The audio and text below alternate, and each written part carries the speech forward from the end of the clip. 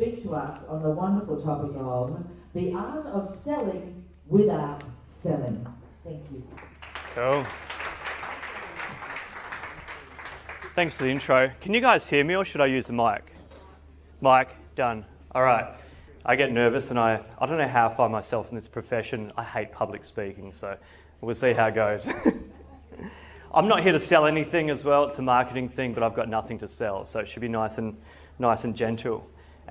This flicker doesn't really work that well, so I'm going to have to walk back and forth a little bit, but it shouldn't be too bad. So with my session, we can sort of keep track of where I'm going. Actually, I might just get Fernando to just go next. Or just break the whole thing, that's also cool. Anyway, I'll keep going without the visuals. I'm sure we can do that. If we died every time there was an AV malfunction, we wouldn't be here. I'm going to try and break it down into a practical and a theoretical sort of session. And I want to get you guys off your phones and into this, all right? Because you're here for a reason. So I'm going to try and engage you. And as a result, I've made a movie theme, which everyone watches movies, right? So you need your eyes and ears involved. And there are a few movies in here, so at the end, I want you to count the number of movies and see how many you can remember. There'll be some group work, so you can collude here. It's perfectly fine. I'll start with the theory, then I'll talk about the practical side of marketing. So there's going to be a chance for you guys to take notes and take some stuff that should really help you. If you get bored or if you want to ask a question, just raise your hand, I'll come over. Okay, so we'll make it kind of fluid. All right, next one, Fernando. Cool, so ethics, marketing ethics comes under the umbrella of business ethics. And business ethics is really, if you look at the business side, Fernando, it's about trying to make money. And that's what businesses are there for, trying to make money, trying to provide capital, trying to provide value, trying to stay afloat. So you need the financial side, and that's the business side. Ethics, on the other hand, are about doing the right thing. And sometimes these, a lot of people perceive them as mutually exclusive, they're not. But sometimes these sort of take divergent paths. And it puts us in the middle of a moral dilemma sometimes. Do we go down the business path and make lots of money, or do we go down the social responsibility path and do the right thing? There is no right answer. And Fernando, so I put you on the spot here because my flicker broke. Sometimes we do, like in the Matrix, have to make a choice. Do we go down the business path or the ethics path? A lot of companies have actually struck a balance. They've said, okay, look, there is actually a way we can do both. And next one. Sorry about the tech stuff. These, I actually did some research because that's how you validate a study. And they're actually companies who are listed as ethical. Ironically, a lot of them are in the banking and financial services sector, which, whatever. And from my experience with banks, they make money. All right, they know that stuff, they make money. So they've got the business side sorted. And apparently a couple have actually got the ethics side sorted as well, which was actually really great to see. So these two are examples, Australian examples, that made the 2016 World's Most Ethical Companies. All right. Everyone had graphs, so I thought I'd put a graph in here to legitimise this. And being ethical actually pays off. So what they've actually found, hard to read this graph, but the yellow line, we have to use yellow in graphs as well, I've learnt from this session. The yellow line is actually the ethical companies making more money. So within around 2015, there was a shift. And whether it's a shift in consumer behaviour or whatever, but people wanted to buy ethical products. So companies that were perceived to be ethical actually made more money than those who weren't in the ethical companies list. So that's, for me, saying doing the right thing is actually going to make money. All right? So if you set off your RTO and saying, look, we actually want to do the right thing, you're probably going to make more money in the long run. All right, so what we're going to talk about here is our brand. Really, and our brand is affected by our actions.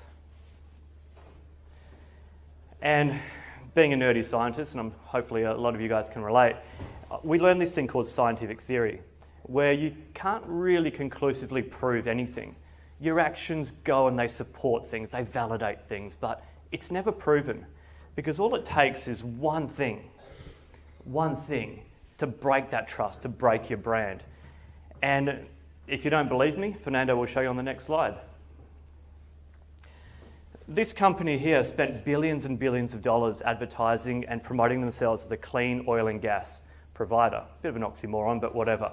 Then a certain event happened. I'm sure you can picture the certain event. And the brand value, so take away all the asset and net worth, just the value of that brand went from billions to actually zero. They were as competitive as a new starter within industry because of one thing. Right? So think about, for you guys, marketing, what's that one thing that could potentially turn you from this to this?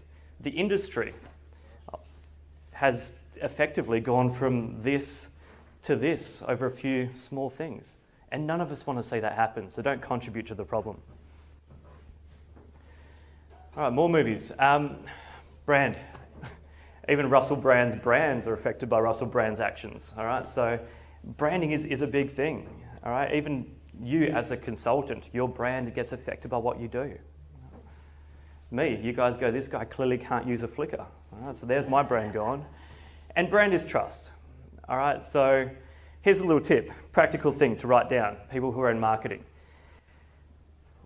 What do you think prevents people from buying your services? Show of hands, what do you think? Yell it out. What do you think prevents people from buying what you're selling? Cost, perfect. All right, so money. Money is number one. They can't afford it, great. So that's one barrier you need to overcome. How can we make this affordable? What else? They don't see it's not going to be of value. Perfect, all right. So they may not have a need for it. They may not have a need for what you're selling. All right, there's 5 of them. We've got 2 of 5. Keep going. Unknown, the uncertainty. And fear of the unknown is the biggest thing. I don't want to trust you because that's based on certainty. So they don't trust you, so that's number 3. Good, so we've got 3 out of the 5. I'll fill in the blanks. So we've got money, we've got time, we've got need, we've got trust, and the last one is urgency. All right. So if there's no urgency, they go, okay, well, we're not going to buy from you. And I guarantee if you can solve that problem and do it ethically, you're well ahead of a lot of people. Okay. Trust for us is confidence. And if we can get that confidence, we've got one of the 5 nailed. All right, then we work on the other 4. And when people are confident in you, they buy from you. That's just a general thing. And you guys have to build confidence because you're selling things of high net worth. You're selling courses, training, an intangible service of $500 upwards of $30,000. So to commit to that thing, people need to have the confidence that you're doing the right thing. What better way than to let your marketing speak for itself? Hey, look, we're actually ethical in the way we do things. That's how we're going to treat you. I get shocked by what comes next. This is great. The detriments of preparing a slide a few days before. All right, so in speed, these guys were given a question. What would you do? And when I tried to answer the ethics thing, I thought back to this. What would you do? Because ethics is largely governed by a society, what we believe is right. And there is, as I'm going to show you, no right answer. So Fernando is going to click next, and then we've got a little video, which is an assessment. There are a few assessments in here, and I apologise, but it was the only way to keep you engaged. So watch this short video, and then you're going to get a question.